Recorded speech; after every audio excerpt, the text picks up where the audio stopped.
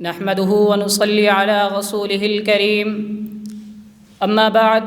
فأعوذ بالله من الشيطان الرجيم بسم الله الرحمن الرحيم فاتبعوني يحببكم الله صدق اللہ العظیم۔ خدا کی راہ میں کیا کیا دکھ اٹھائے ہیں صحابہ و اہل بیت نے، محبت میں نبی کی سر کٹائے ہیں صحابہ و اہل بیت نے، خوشی سے رقص کرتے تھے وہ تلواروں کی دھاروں پر، وفا و عشق کے جوہر دکھائے ہیں صحابہ و اہل بیت نے، وفا و عشق کے جوہر دکھائے ہیں صحابہ و اہل بیت نے۔ محترم اساتذہ کرام، منصفین عظام اور تشنیگان علوم نبوت طلبہ عظام، السلام علیکم۔ آج میں جس نازک اور اہم موضوع کا بوجھ اپنے ناتواں شانوں پہ اٹھائے ہوئے حاضر ہوا ہوں وہ ہے شان اہل بیت و حب صحابہ رضوان اللہ اجمعین۔ ارباب علم و دانش، آج سے 1400 سال قبل رشد و ہدایت کا سورج طلوع ہوا، جس نے اپنی کنوں سے ہر ذرے کو روشن کیا۔ ظلمت کے اندھیروں میں اسلام کے شیر حضور صلی اللہ علیہ وسلم کے صحابہ و اہل بیت اس سورج کی روشنی کی کنوں سے چمک اٹھے، اور پیغمبر انقلاب صلی اللہ علیہ وسلم کا مقصد ان ظلمات کے اندر انصاف کو پھیلانا تھا، اور صحابہ و اہل بیت نے آپ صلی اللہ علیہ وسلم کی ایسی معیت اختیار کی کہ ان کے اشارے پر جانیں قربان کر دی، گھروں کو چھوڑ دیا، وطنوں کو خیر آباد کہہ دیا۔ یہ معیت محض صرف الفاظ کی نہ تھی بلکہ اعمال کے اندر اور احوال کے اندر بھی صحابہ و اہل بیت نے آپ صلی اللہ علیہ وسلم کی ایسی معیت اختیار کی،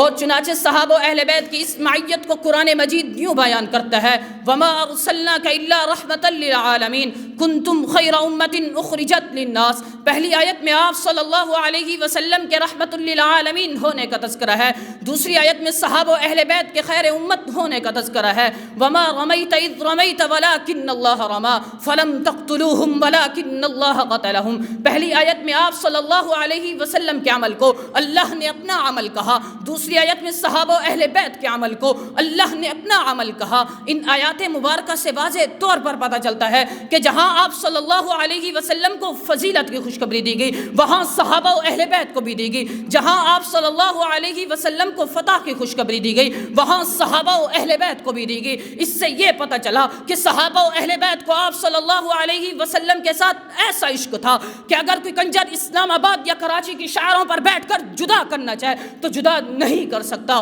اسی وجہ سے کسی نے کیا خوب کہا: گھر اپنے کسی کو جلانے نہ دیں گے، صحابہ و اہل بیت پر کبھی آنچ آنے نہ دیں گے، صحابہ و اہل بیت پر کبھی آنچ آنے نہ دیں گے۔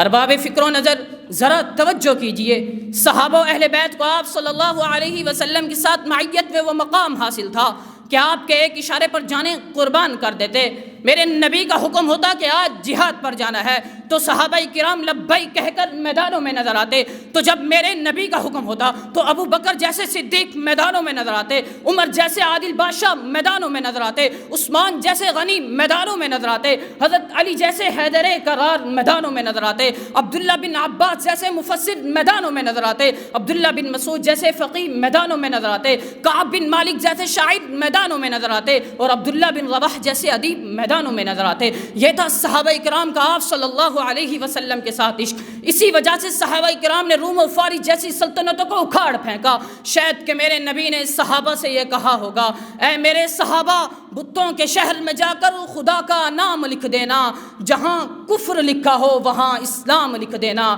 اگر وہ صلح کے پھولوں کو پاؤں سے کچل ڈالیں تو شاخ گل کی ہر پتی پر قتل عام لکھ دینا، تو شاخ گل کی ہر پتی پر قتل عام لکھ دینا۔ وما علینا الا البلاغ۔